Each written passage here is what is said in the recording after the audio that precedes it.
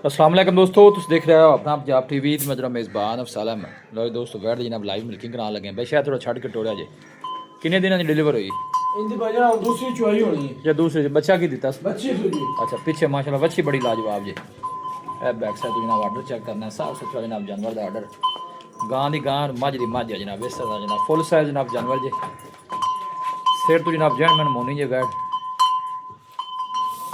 लाओ जी बच्चा लाओ जी। भाजी बच्ची थान देवांगे तो बेचारी मथे फड़े थी। जहरी गल हाले फिर ताज़ी जो है जी माशाल्लाह।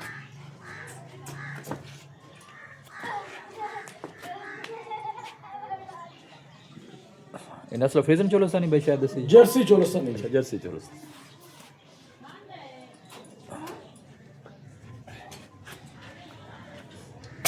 अच्छा दूसरी मतलब चुआई होना होंदी हाँ जी दूसरी चुआई होनी है। चलो जी पता लगता है की कर दी। पहला बॉला पता कितना कटिया जी इनका हैगा सी 15 लीटर पहला बोला जी माशाल्लाह।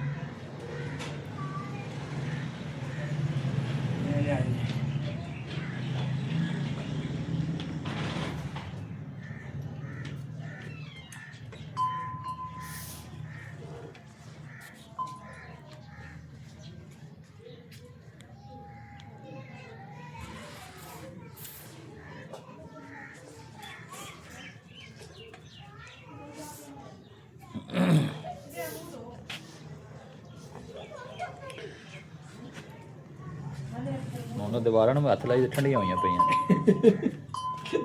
सर्दी इन्नी है दोबारा भी ठंडी हुई फिर उतारा ना भाई सर्दी हो ही बड़ी रही। हाँ ठंड होना अपने रूह से है जी।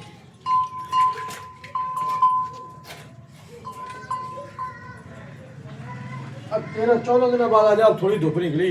हाँ जी बड़ी सर्दी रही 2 हफ्ते धुप नहीं निकली। हाँ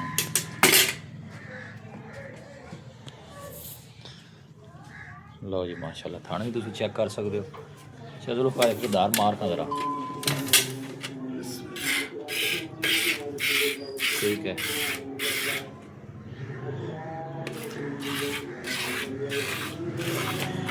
माशाल्लाह जिवें थान ने उवें दी चुआई है। चक्की भी चल अरे थोड़ी आवाज मांग रखी।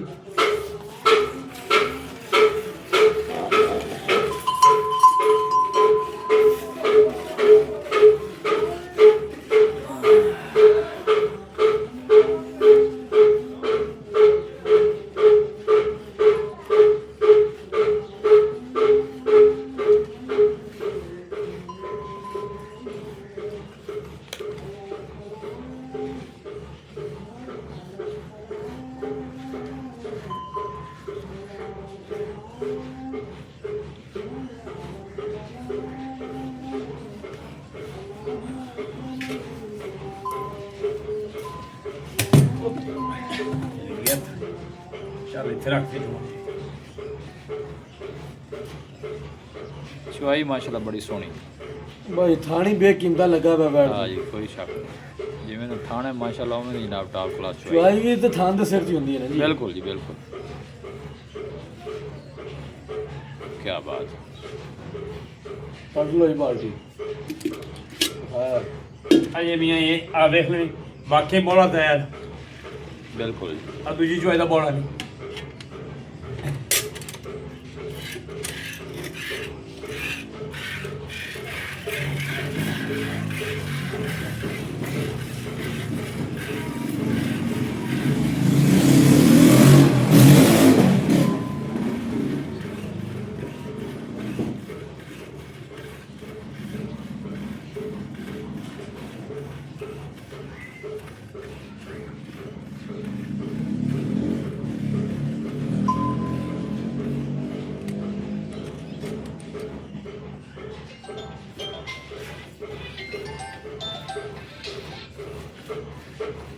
सुन लो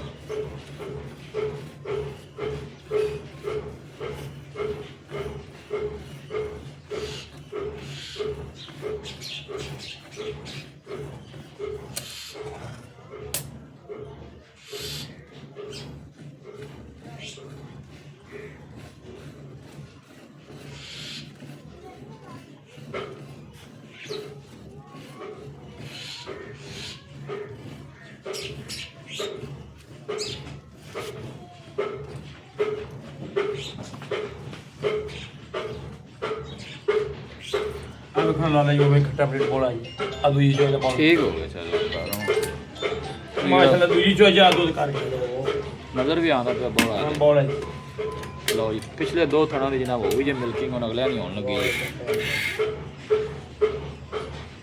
ਚੱਕੀ ਤਾਂ ਚਲਦੀ ਪਈ ਤਾਂ ਫਿਰ ਉਹ ਗਾਂ ਵਿੱਚ ਥੋੜੀ ਜਿਹੀ ਨਾ ਕੰਨ ਖੜੇ ਕੀਤੀ ਖੜੇ